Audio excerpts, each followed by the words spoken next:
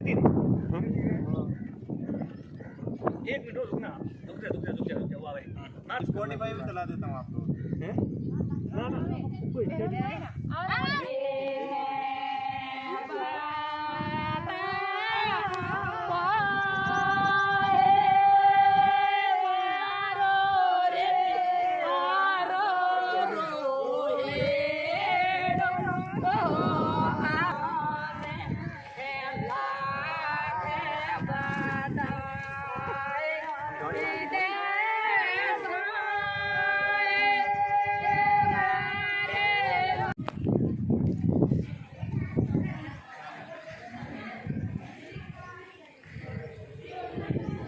Uncle साफा करो, साफा पहना दो, साफा पहरा हुआ पंजी।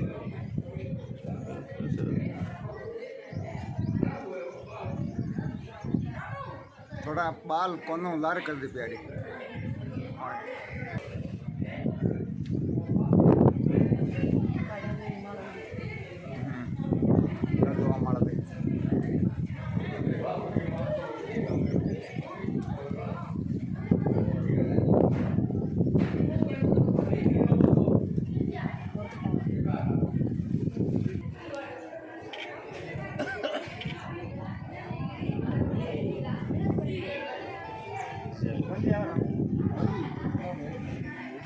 मामा श्री उबा हो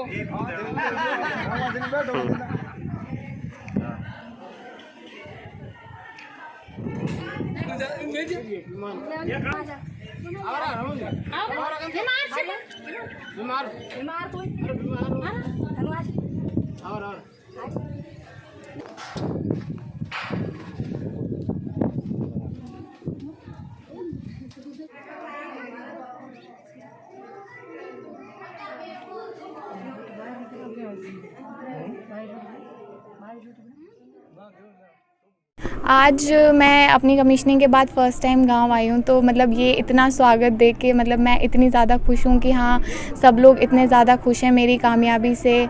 और मैं भी चाहती हूँ कि और भी यहाँ से बेटियाँ आगे बढ़ें और उनको वो इतनी कामयाब हों जैसे मैं हुई हूँ। और मैं चाहती हूँ कि मैं भी कहीं जाऊँ कभी किसी का स्वागत करने के लिए, ऐसे जैसे लोग मेरे से स्वागत करने के लिए आए हैं। हाँ, शुरुआत से ही एक्चुअली मेरी पूरी फैमिली में ही मतलब हमारा बैकग्राउंड मतलब बेसिकली आर्मी वाला है। तो फिर मैंने सोचा था कि हाँ मेरे को ज़िंदगी में कुछ तो बनना है, और आर्मी की तरफ थोड़ा ज़्यादा था क्योंकि हम बचपन से ही साथ में रहे हैं। तो मतलब मेरे पेरेंट्स भी पूरा मेरे को सपोर्ट करते थे कि हाँ चलो बेटा तुम्हें कुछ तो बनना है। एंड फिर मतलब मेरे को ये दिखा कि हाँ ये वाला हम रास्ता चुन सकते हैं, तो इसलिए मैं इसमें गई एंड फिर मेरा सिलेक्शन हो गया। तो फिर मैं इस सफलता का श्रेय पूरा अपने पेरेंट्स को देना चाहूँगी, बिकॉज़ मैं जहाँ जिस एरिया से बिलोंग करती हूँ वहाँ पे लोग जनरली लड़कियों की जल्दी शादी करवा देते हैं, उन्हें ज़्यादा पढ़ाते नहीं हैं, सोचते हैं कि हाँ लड़कियां हैं चलो शादी करके उन्हें दूसरे के घर भेज दो। बट मेरे पेरेंट्स ने मेरा पूरा सपोर्ट किया। मैंने उन्हें कहा था कि मुझे पढ़ाई करनी है, तो उन्होंने मेरा साथ दिया कि हाँ चलो इसको पढ़ना है तो इसको पढ़ा देते हैं। तो वैसे ही मैं भी चाहती हूँ कि जितने यहाँ पे लड़कियाँ अगर पढ़ना चाहती है तो उन्हें मौका दिया जाए। अगर वो चाहती हैं कि थोड़ी बाहर जाके यहाँ से पढ़ाई हो तो भी उन्हें मौका दिया जाए, क्योंकि यहाँ पर इतना एडवांसमेंट नहीं है। अगर थोड़ा दूर जाना पड़े तो भी पेरेंट्स को, सोसाइटी को समझना चाहिए कि हाँ चलो बच्ची पढ़ने के लिए जाना चाहती है।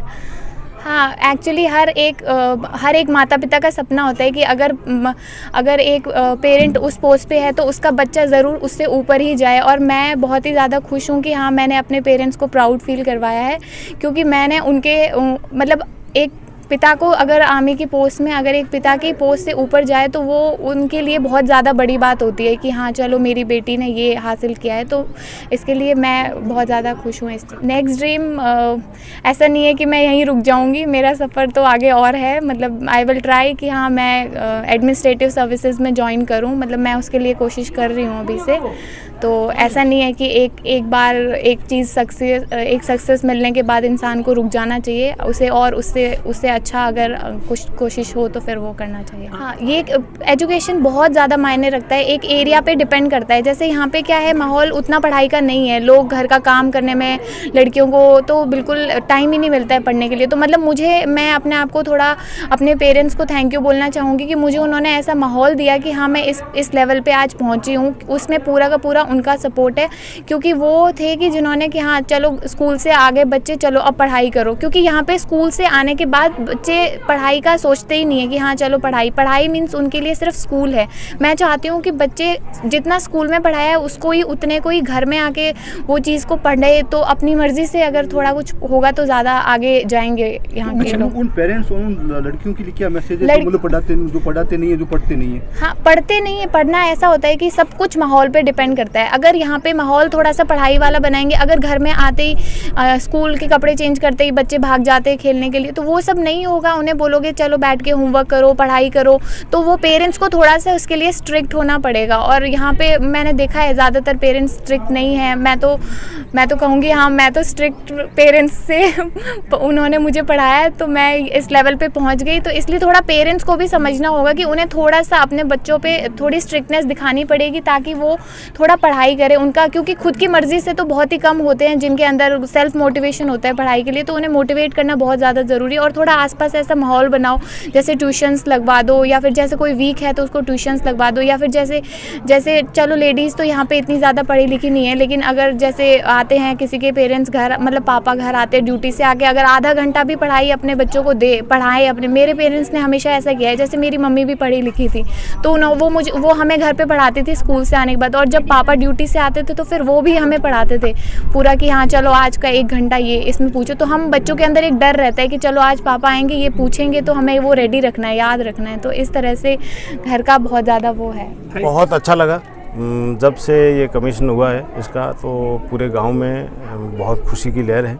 और हमारे परिवार में तो बहुत ज़्यादा खुशी हुई, क्योंकि हम लोग फौजी थे, हम तीनों भाई फौज में थे और हमारी एक संतान भी थे, लेकिन डायरेक्ट आर्मी में एंट्री ऑफिसर्स में मेरी बेटी प्यारी चौधरी है। जो अचीवमेंट पाया है वो हम बहुत गर्व महसूस करते हैं। हाँ, ये पश्चिमी राजस्थान में, मेरे गांव तो बहुत छोटा सा गांव है कवास साहूजी की ढाणी, लेकिन पश्चिमी राजस्थान के अंदर ये एक इतिहास है कि देश आज़ाद होने से लेके अभी तक किसी भी बेटी ने डायरेक्ट आर्मी के अंदर एंट्री लेके और 2 स्टार हासिल किया है। बहुत खुशी का दिन है और बहुत गर्व महसूस। अच्छा, आपके परिवार के आपके फादर? हाँ, ये मेरे पेरेंट्स में उस टाइम उनका काम था हमें पढ़ाई कराना, लेकिन हम शारीरिक फिट थे और हमें बोला कि भाई सर्विस लगना है, तो हमने अपनी भाग दौड़ जारी रखी और एक एक करके हम अपने बलबूते के ऊपर सेना में ज्वाइन कर लिया।